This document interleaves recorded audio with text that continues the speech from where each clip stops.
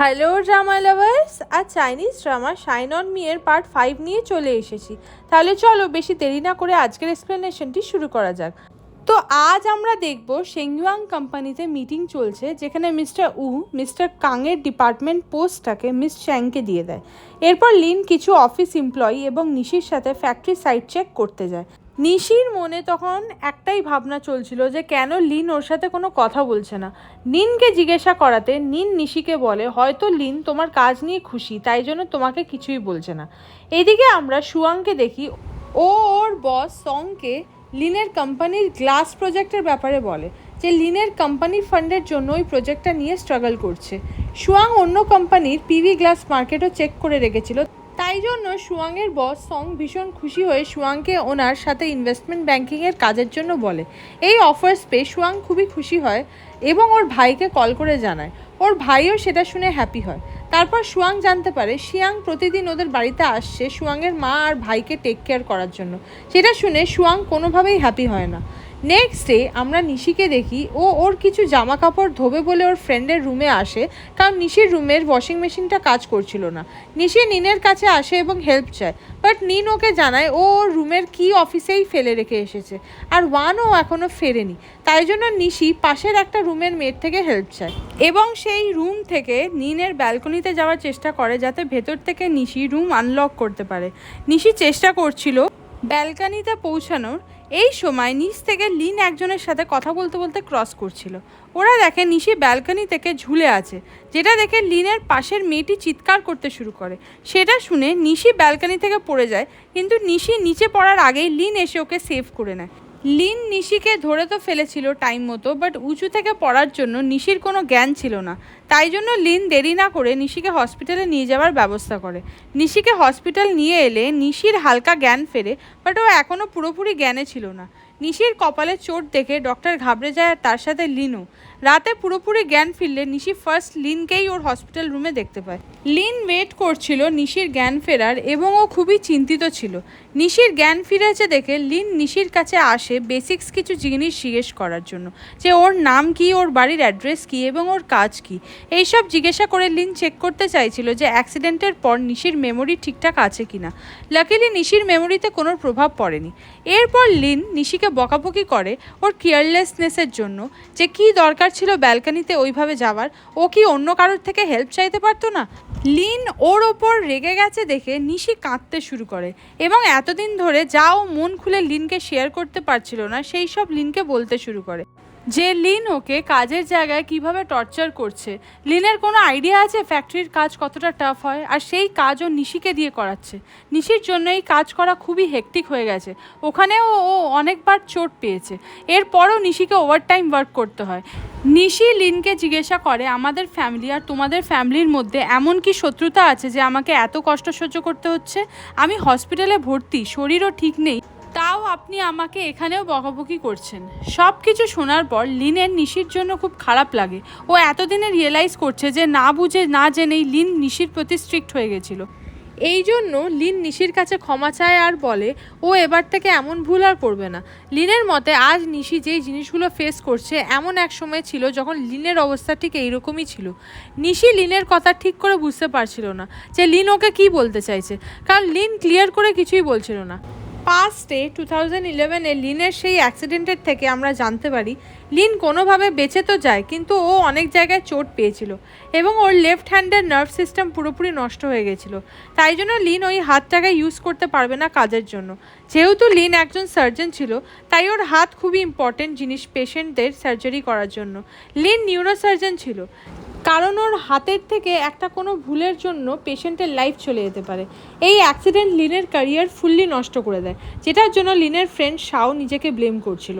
কারণ যদি শাও লিনকে নিশির কথা বলে বুজি সিটিতে আসার জন্য না বলতো, তাহলে লিন এই অ্যাক্সিডেন্টের মুখোমুখি হতো না। এইদিকে নিশি একবারও লিনের খবর নেওয়ার জন্য হসপিটালে আসেনি। এই অবস্থার জন্য লিন শাওকে ব্লেম করছিল না। লিনের খারাপ লাগছিল এটা ভেবে যে নিশি লিনের সাথে একবারও দেখা করতে এলো না।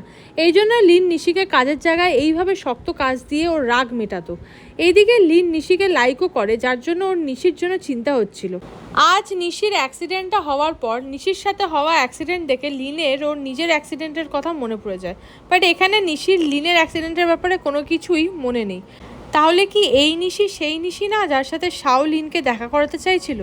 নেক্সট ডে লিন ঘর থেকে নিশির জন্য ব্রেকফাস্ট প্যাক করিয়ে এনেছিল, যেটা দেখার পর লিনের ডক্টর ফ্রেন্ড ওর মজা ওড়াতে থাকে, কারণ উনি লিনকে এর আগে কোনোদিনও কারোর জন্য এতটা কেয়ার করতে দেখেনি। তাই ওনার মতে লিন হয়তো নিশিকে পছন্দ করে। বাট লিন ওর ফ্রেন্ডকে বলে না, এমন কিছুই না। বাট লিনের সামনে নিশিকে নিয়ে কোনো কথা উঠলেই লিনের ফেসে একটা স্মাইল দেখা যেত। এরপর আমরা দেখি নিশির ফ্রেন্ডরা ওর সাথে দেখা করতে এসেছে খাবার নিয়ে, যেগুলো লিন নিশির জন্য এনেছে। এখানে ওর ফ্রেন্ডরা জানতে পারে নিশির হসপিটাল বিলও পুরো লিন কমপ্লিট করে দিয়েছে এবং নিশিকে প্রাইভেট কেবিনেও রেখেছে। লিনের নিশির প্রতি এতটা কেয়ার দেখে নিন আর ওয়ানের কথা হলো যে লিন নিশিকে ভালোবাসে। নিশি ওর ফ্রেন্ডসদের বলে না না, হতে পারে সেদিন লিনের সাথে যেই মেয়ের চিৎকারে আমি ব্যালকনি থেকে পড়ে গেছিলাম সেটাই হয়তো লিনের গার্লফ্রেন্ড। এই খবরও লিনের কাছে ছিল যে ওই মেয়েটি লিনের একজন ফ্রেন্ড, আর যদি ওটা লিনের গার্লফ্রেন্ড হতো তাহলে লিন নিশিকে ফেলে ওর জন্য কেয়ার দেখাতো, কারণ মেয়েটি নিশিকে ঝুলতে দেখে ভয় পেয়ে গেছিল। তাহলে লিন ওর গার্লফ্রেন্ডকে ছেড়ে কেন নিশিকে প্রোটেক্ট করতে যাবে? এরপর কিছুক্ষণ কথা বলার পর নিন আর ওয়ান ওকে বাই বাই বলে ওখান থেকে চলে যায়। এরপর নিশি লিনকে এসএমএস করে থ্যাঙ্কস জানায়। তখন লিন ওর বাড়িতে ছিল এবং লেফট হ্যান্ড ম্যাসাজ নিচ্ছিল। নিশির এসএমএস দেখে লিন নিশিকে হসপিটাল যাওয়ার কথা বলে, কিন্তু নিশি সেটা চেক না করেই ঘুমিয়ে পড়ে। এরপর ঘুম ভাঙার পর নিশি যখন লিনের এসএমএস দেখে তখন ও লিনকে আসতে মানা করতে যাচ্ছিল, কিন্তু তার আগেই লিন ওর কেবিনে চলে আসে। লিনকে রুমে দেখে নিশি কাল ইমোশনাল হয়ে লিনকে উল্টোপাল্টা বলার জন্য ক্ষমা চায়। লিনের নিশির ওপর সেদিনের জন্য একটুও রাগ নেই, বরং ও নিশির কথাতে নিজেই ইমোশনাল হয়ে গেছিল। এরপর নিশি লিনকে ওর হাতের ইনজুরির ব্যাপারে জিজ্ঞাসা করে, বাট লিন সব কিছু নিশিকে খুলে বলে না। এরপর লিন নিশিকে ওদের মধ্যে হওয়া সব মিসআন্ডারস্ট্যান্ডিং ভুলে যেতে বলে। এরপর ওখানে ডক্টর সেন, লিনের ফ্রেন্ড, নিশিকে চেক করার জন্য আসে। নিশি ঠিক হয়ে গেছে তাই ডিসচার্জ দেওয়া সম্ভব, কিন্তু ডক্টর সেন লিন আর নিশিকে একে অপরের ক্লোজে আনবে বলে ওদের ফাঁকা সময়ের প্রয়োজন, তাই জন্য উনি নিশিকে ডিসচার্জ করে না এবং নিশিকে আরও কিছুদিন হসপিটালে থাকতে বলে। এরপর ডক্টর সেন নিশি আর লিনকে রেখে রুম থেকে চলে যায়। লিনও এম্বারেসিং ফিল করতে শুরু করে, দেনও সেমভাবে রুম থেকে বেরিয়ে আসে। ডক্টর সেন যখন ওকে এইভাবে বেরিয়ে আসতে দেখে তখন লিন ডক্টর সেনকে মিথ্যে বলে যে ওর নিশির সাথে কথা বলার মতো এখন কিছুই নেই। এইদিকে লিন প্রতিদিন নিশির জন্য ওর নিজের বাড়ি থেকে খাবার নিয়ে আসতো। নিশি মানা করতো তবুও ও খাবার নিয়ে আসতো। নিশির সাথে টাইম কাটানোর জন্য লিন ওর অফিস ওয়ার্ক রাতের বেলায় সেরে রেখেছে। হসপিটালে এসে লিন ডক্টরদের ইম্পর্টেন্ট কেসেসের জন্য অ্যাডভাইস দেয় এবং তাদের সাথে মিটিংও করে, তাও আবার নিশির ক্যাবিনে। হতে পারে লিন সার্জনের প্রফেশন ছেড়ে দিয়েছে, কিন্তু কোনো কমপ্লিকেটেড ব্রেন সার্জারির আগে সব ডক্টর লিনের অ্যাডভাইসকে ঠিক মনে করে এবং ওর অ্যাডভাইস মেনে অপারেশন করে।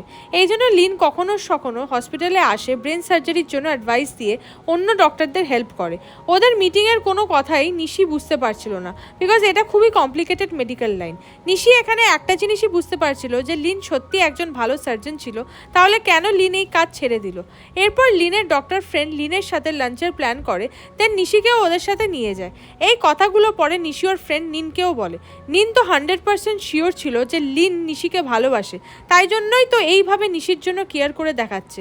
বাট নিশি এটা এখনও মানতে নারাজ। নিশি নিনের বলা এই কথাটা কিছুতেই বিশ্বাস করতে পারছিল না। নেক্সট ডে লিন আবারও নিশির জন্য খাবার নিয়ে আসে, বাট নিশি সেই টাইমে ভিডিও গেম খেলতে এতটাই ব্যস্ত ছিল যে নিশি ওর খাবার খাওয়ার কথাও ভুলে গেছিল এবং লিনের কথায়ও ও কোনো রেসপন্স করছিল না। এরপর খেলা শেষ হলে নিশি রিয়েলাইজ করে লিন ওর জন্য খাবার রেখে রুম থেকে চলে গেছে। তাই জন্য নিশি লিনকে এসএমএস করে ডাকে এবং সরি বলে, যদিও লিন কিছুই মনে করেনি। এরপর আমরা নেক্সট ডে সিন দেখি, যেখানে লিন নিশিকে কিছু অফিস ফাইলস দেয় কাজের জন্য, যাতে নিশি সারাদিন ভিডিও গেমে বিজি না হয়ে থাকে। তাতে নিশির হেলথ খারাপ হওয়ার চান্স থাকবে। এরপর নিশি কাজ করতে শুরু করলে লিন নিশির ভিডিও গেম খেলতে শুরু করে, কিন্তু এই গেম খেলতে দুটো হাতের প্রয়োজন, যেটা লিন করতে পারছিল না ওর লেফট হ্যান্ডের জন্য। তাই জন্য লিন বারবার এই গেমে হেরে যাচ্ছিল। এখানে অনেকক্ষণ খেয়াল করার পর নিশি বুঝে যায় ওর লেফট হ্যান্ডে কিছু প্রবলেম আছে অ্যাক্সিডেন্টের জন্য। এই জন্য লিন ঠিক করে ভিডিও গেম প্লে করতে পারছে না। এটাই হলো আসল কারণ যার জন্য ও ডক্টরের প্রফেশন ছেড়েছে।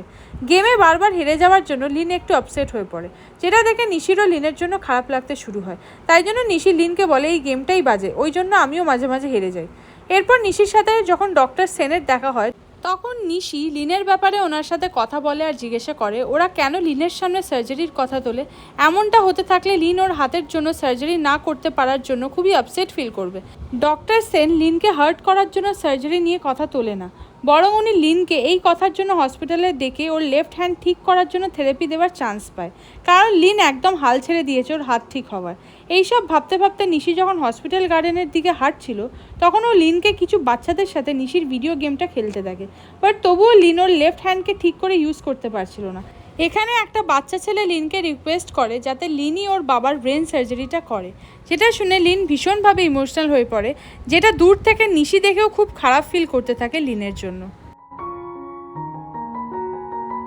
সো হাই ড্রামা লাভার্স, এখানেই এই পার্টটা শেষ হলো।